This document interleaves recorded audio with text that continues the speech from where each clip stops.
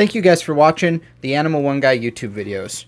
If you like this video, please leave a like and even comment below. And if you like all my content, please hit the subscribe button.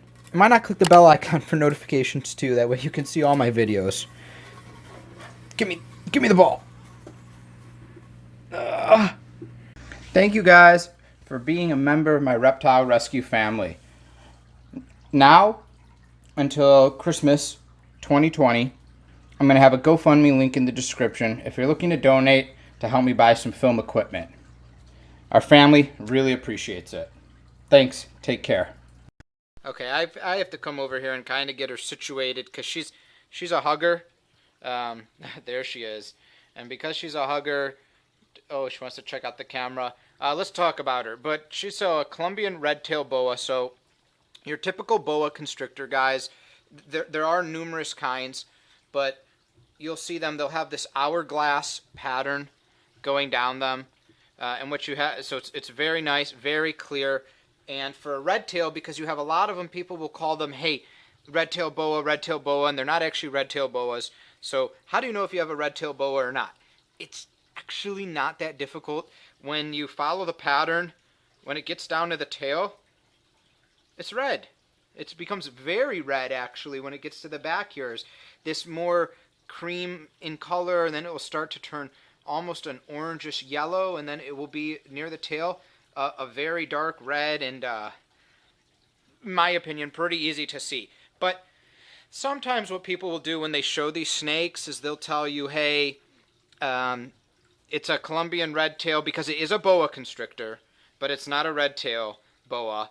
But if the snake is in shed when they're selling it to you, this area can become opaque and can kind of be hard to see if it's a true red tail or not, because obviously the layer of dead skin that's going to come off makes the red look more muted, more dull, because it's got dead skin on top of it.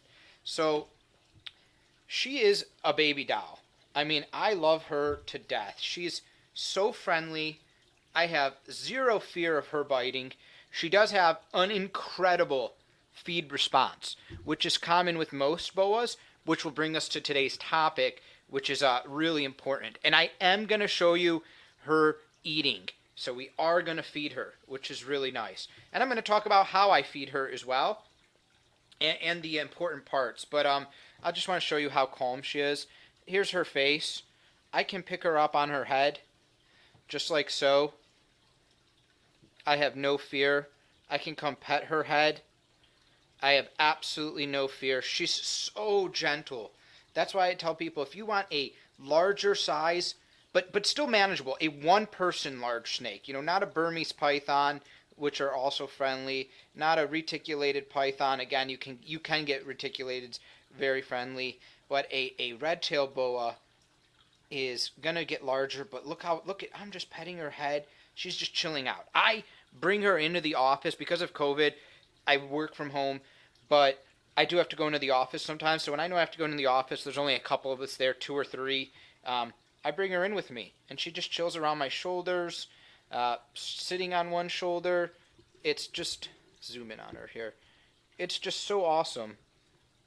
Let's see. This is on manual focus, so let's get a clear shot of her. There we go. I just come in, and I just pet her. She doesn't move her head away. She's absolutely so fine. She's so nice, which is really cool. But that's why this is your common, really nice one-person snake. Now, the problem is, how do I want to word this? These guys are like the Savannah monitor of the snake world. As in, they can be overfed, they love to eat, they will eat the food you put in front of them, and they can get big fast. Because remember, this snake will get big, but they can get big fast. And that's why a lot of times, man, I see on Craigslist and all over, people are selling like, here's my 3-year-old boa, and it's a red tail or another kind of boa. And they're like, it's 6 feet long, and it's got the big, full-size, 3 to 4 inch boa head on it. And, it's 6 feet in length, it's 7 feet in length. And that is unhealthy. That snake's been power-fed. It's been overfed, either on purpose or by someone who didn't know what they were doing. So, and we'll go into that. And at first I would say it's people who didn't know what they were doing, but with the internet and everything, can you really claim ignorance anymore? I don't know. I don't think so, because you could easily look up how much can my boa eat, or how much is my red-tailed boa supposed to eat. She's already just relaxing to go to sleep. She does this all the time. I'm just gonna pet her neck here. We'll zoom in on her face. There we go. So boas will eat a lot. She'll eat as much food as I put in front of her. She'll down it. And what will happen is, this is about a 5-year-old boa. You've seen her length. You see her head size. Look at her head size right here. It's not as big as my fist, although it will get that size when she's full grown. But they'll eat. They'll eat. They'll eat. They'll eat. Hi, big girl. Hi. And people will feed them. And that's what will happen is, they just eat and they get huge. They get absolutely ginormous. She's trying to climb the wall.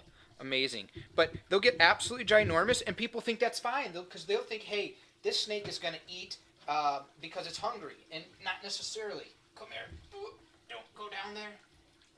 Ooh, she's a strong constrictor. She's strong. But she'll just eat. And she will get big. She could get, 6 feet, 7 feet, all within the first 5 years of her life.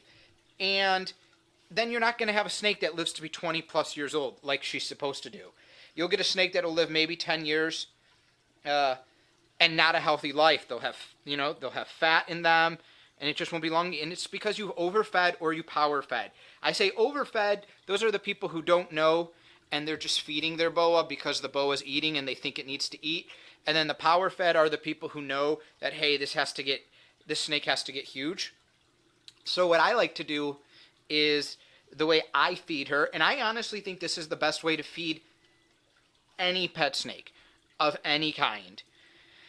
The size of the meals are going to obviously vary, she's going right into this lens here. What are you doing in there? Do you see yourself in there? The size of the meal is going to vary on the snake, right? Because, a 20-foot snake might need to eat a Flemish giant rabbit. They might need a pig fetus. They might need a full turkey, things like that. Where as something like this might need a large size, a medium to large size rat. But I like to mix it up. So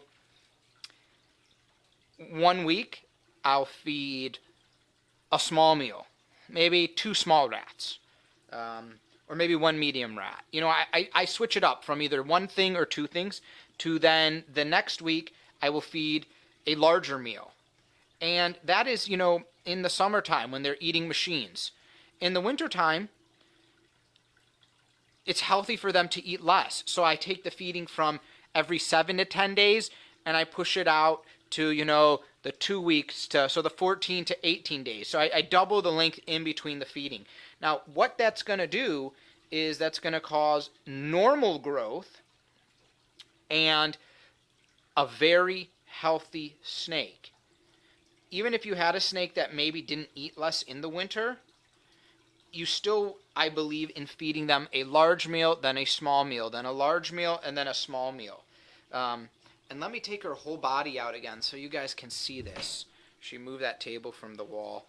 Here she is. I've zoomed all the way out on the wide angle lens here, and we can get her whole body in frame. There's her head. Here's her tail. Here's her whole body. This is a very good length for a female, about 5-year-old Colombian red tail. Not 8 feet, not 6 feet. What is she? She's about 4 feet right now. Now, she will start to grow now that she's hit this 5-year age. She will start growing more and quicker, but that's still a healthy growth. And she's a hugger, guys. She's an absolute hugger. I put her on me. I walk around. So that's why I say, hey, people ask me, what is the best pet snake?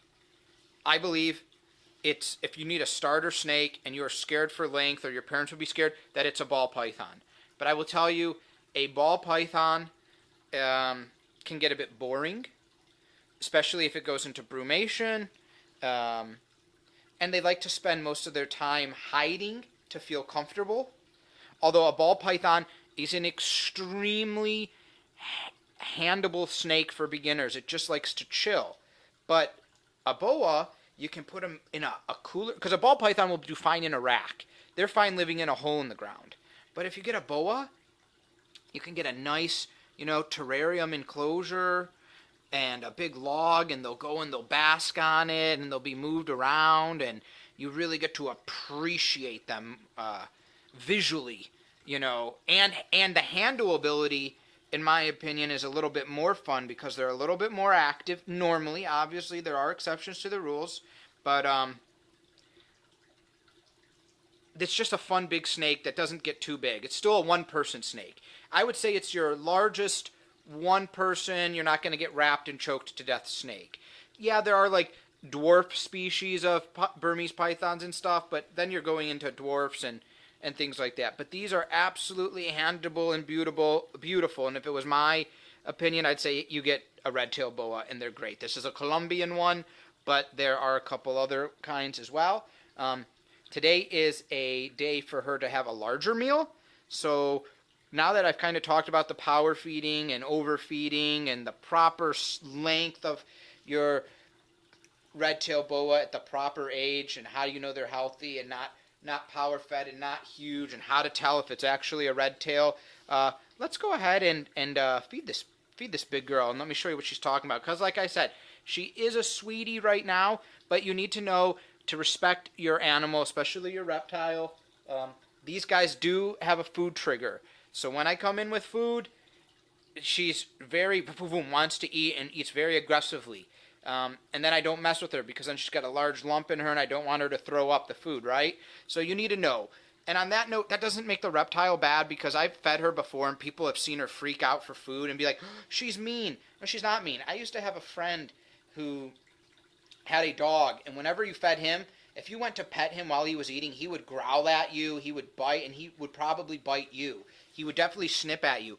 But when he wasn't eating, he was just your most normal, friendly, cuddable dog, come on the couch and sleep with you. So you need to respect your animal and know when it's a creature of instinct, the instinct that they're in. So I'm going to go ahead and thaw a larger size rat, and we're going to give it to her.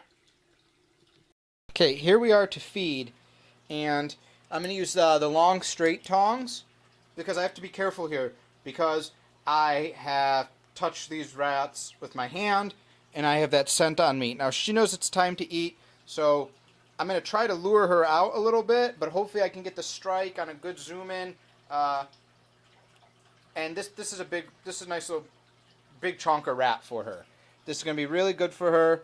It's a really good size. It's thawed in hot water for 15 minutes. It's completely thawed. There's no cold in it, so I know this is going to be nice and safe for her.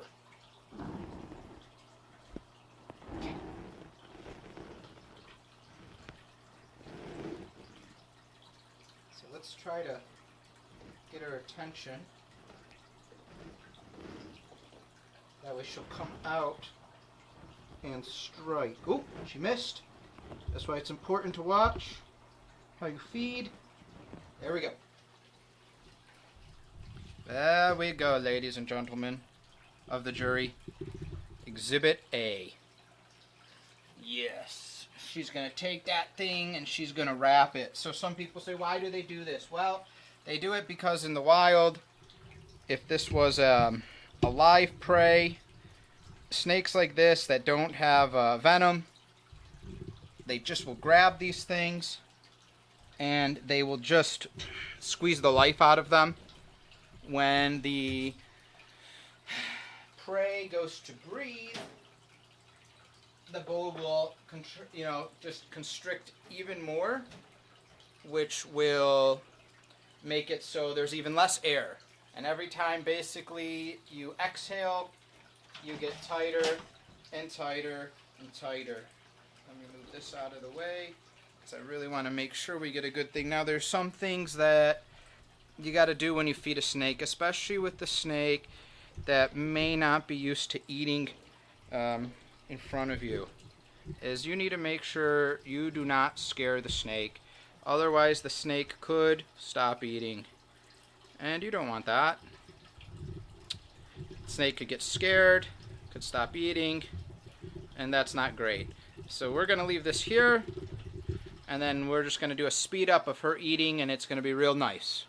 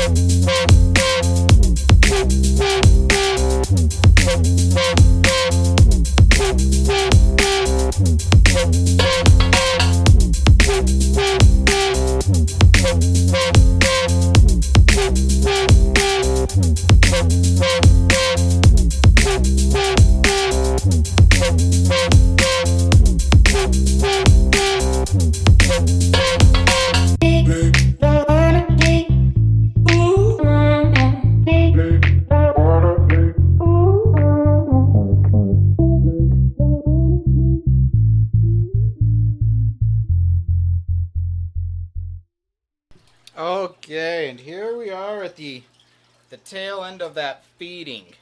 You know, she didn't want to cooperate too much with having her body, so we couldn't really, you know, masking it all. But I think you guys get the picture of the way they eat, and you can just see, I mean, look at this lump right there. She is quite fat. I mean, look at here to look here where that rat is. And a lot of times people look at it and they're like, there's no way a snake that, you know, the mouth is that small is going to eat a snake, you know, a rat that big, excuse me. And no, they'll get it down. They can stretch their mouth, nice and expandable. And you'll notice one thing I did is at the end there, I did notice she had a lot of mulch built up in her mouth. Now, these are small pieces of mulch, and she eats mulch from time to time when she eats. A couple stick. I mean, everyone does. You guys need to realize if you keep any reptile on substrate, you have to realize they're going to eat that substrate. So if they're on dirt, you know, some people can say, hey, it's safer because they're on that soil. And when I move her to her new tank, it's not going to be mulch because it will be some sort of, it'll either be honestly newspaper / paper towel or like a cocoa fiber substrate is what it probably will be. But it's not going to be mulch. But that's what she was used to, and that's what I had her on now, and there's no point in changing it until I put her in another tank. So really no big deal. But I did pick some of those big pieces of mulch that I saw were near the side out of her mouth, and at the end, when they're just finishing it up like that, honestly, one of the safest times to get by a snake's mouth is when they have something huge in it, because they're not going to lunge at you. They have to finish what they have in their mouth. Now, the nice thing is we can see that that lump, which is right about there right now, and if you really watch, you can see it's moving. The muscles are moving really slow, and that thing is slowly working its way back to the stomach. And that's a good meal. You know, that's going to hold her for 2 weeks here, which is really nice. So I'm not going to mess with her because I don't want to pick her up, because she could regurgitate that, and she's still in a feed response mode. Now, this is where the power feeding would come in. She ate that, and if you were trying to mistakenly overfeed or purposely power feed her, you would offer another rodent right now. And that first rodent hasn't made its way to its stomach yet, so she still feels like she's hungry, like she needs to eat, because it's working its way down. So she would, boom, start the process again of just eating and swallowing something down, and then it would just stack, and she would get obese and grow too fast. So I hope you guys enjoyed this video. Take it easy, everyone. Bye-bye. Thank you guys for supporting my reptile rescue family.